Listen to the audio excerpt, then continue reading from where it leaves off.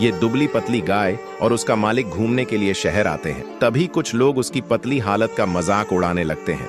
दुखी होकर गाय और उसका मालिक हरे भरे घास के मैदान में चले जाते हैं। वहां गाय का मालिक गाय को खूब सारा घास खिलाता है और खुद बादाम खाता है और गाय को भी बादाम खिलाता है। धीरे धीरे दोनों के शरीर ठीक होने लगते हैं। फिर वे दोबारा शहर वापस आते हैं। लोग उन्हें देखकर हैरान रह जाते हैं। ये क्या, आपने अभी तक इस मालिक को लाइक नहीं किया?